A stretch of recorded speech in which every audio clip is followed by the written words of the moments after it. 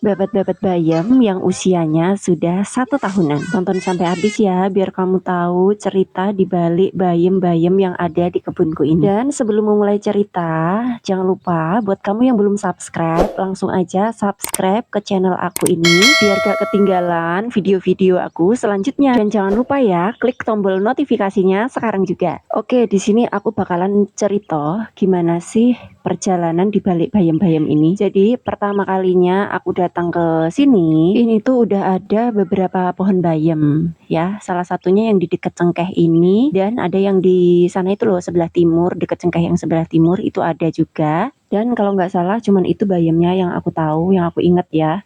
Terus yang lain-lain ini aku yang tanam sendiri. Jadi dulu itu awalnya aku kesini tuh ya nggak niat untuk berkebun gitu kan. Tapi aku pengen healing. Ya hanya sekedar menikmati udara segar. Terus habis itu menikmati ya suasana di kebun. Tapi setelah itu kok rasanya itu kayak berasa nyaman sekali loh. Kayak bisa menemukan energi yang benar-benar positif. Kayak kalau aku di sini itu rasanya itu langsung mood itu langsung bagus gitu. Terus habis itu kalau aku mau melakukan aktivitas itu tuh jadi lebih enteng. Dan ditambah lagi setiap pagi itu kalau misalnya mau masak itu aku metiknya kan harus ke depan rumah ini.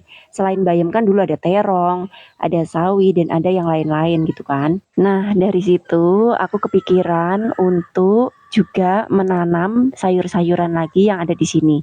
Jadi bukan mamaku aja yang menanam, tapi aku juga ikut berperan kayak membersihkan, terus habis itu menanam, menyemai. Akhirnya aku punya sayur sendiri dan beli sayur di online. Mulai dari aku penasaran sama rasa sayur yang belum pernah aku makan, akhirnya aku dari situ bisa menanam dan merasakan langsung sayur yang belum pernah aku rasakan dan belum pernah aku makan.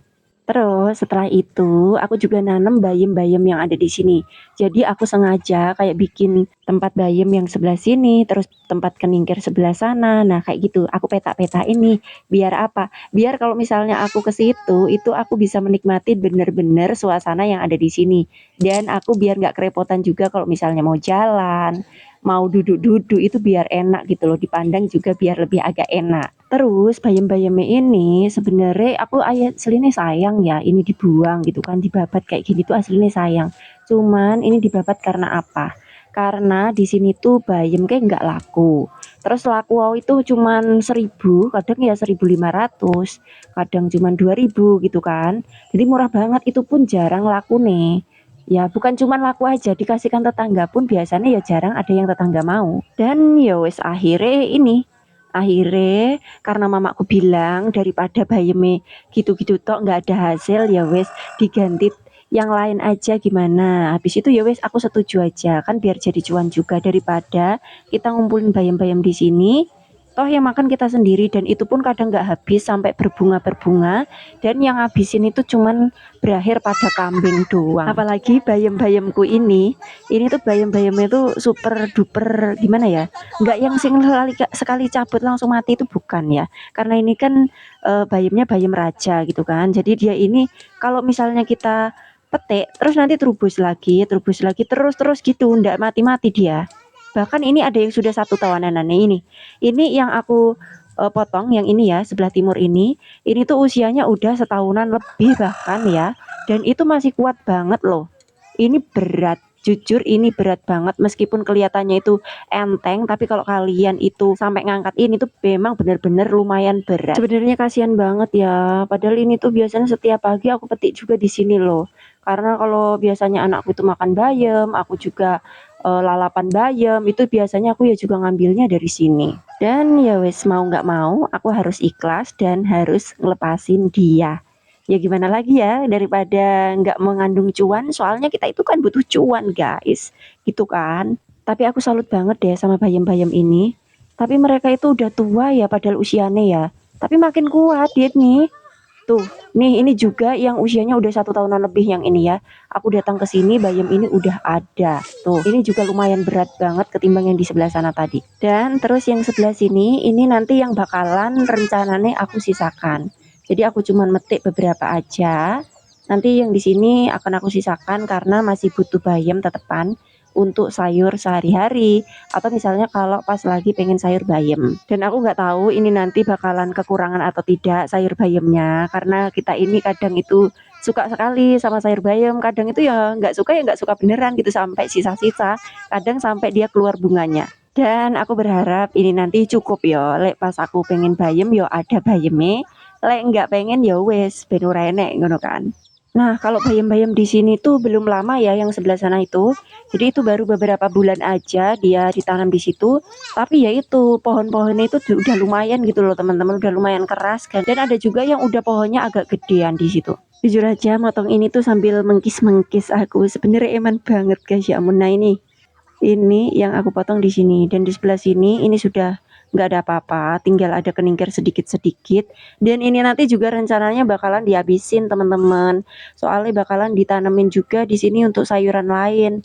Jadi di bawah ini sayuran lain juga ditanemin, di atas juga bakalan ditanemin sayuran lain. Jadi nanti itu ada beberapa sayur yang bakalan bisa kita jual dari sini. Nggak apa-apa kan? Ini dipotong kayak gini. Aku sangat berterima kasih banget sama kebun ini. Dari sini aku bisa belajar ngonten, dari sini aku bisa belajar menikmati hidup, dari sini aku juga bisa mengembalikan diriku dengan seutuhnya lagi dan bisa kembali sembuh, bisa kembali seperti sedia kala. Dan tentunya bisa jauh lebih baik lagi untuk menjadi versi diriku yang sekarang. Intinya aku benar-benar sangat bersyukur wes bisa menikmati alam seadem ini dan slow living ini hidup di sini. Jadi hidup di desa itu benar-benar slow living yang aku rasakan selama ini. Bukan cita-cita aku ya untuk hidup di desa, tapi ternyata enak banget. Dan ini sampai keterusan lumayan kan di sini sampai setahunan gitu kan. Nggak kerasa loh aku di sini udah setahunan di kampung. Nah, kayak gini. Jadi ini dapatnya segini tadi teman-teman tuh. Banyak banget kan dapatnya hari ini. Memang sebanyak itu bayamnya dan ini nanti pasti kambing-kambingku wedus-wedusnya podo berpesta pora. Biarkanlah hari ini kambing yang berpesta pora dan berbahagia karena nerimo panganan koyok ngene iki. Ya ampun. Oke banget, ini nanti nggak cukup sekali makan tapi mungkin bakalan dimakan besok juga. Nah ini udah selesai teman-teman, jadi ini nanti tinggal di pacul ya, dan bagian macul-macul itu bukan aku soalnya aku kan ora iso macul ya, sing macul nanti lek nggak mamaku ya bapakku biasanya. Jadi begitulah cerita dibalik bayam-bayamku dan sayur-sayurku yang ada di depan rumah ini ya. Subscribe ya jangan lupa biar kamu nggak ketinggalan konten-konten aku selanjutnya. Oke, terima kasih karena kalian udah menonton sampai akhir. See you di next video ya.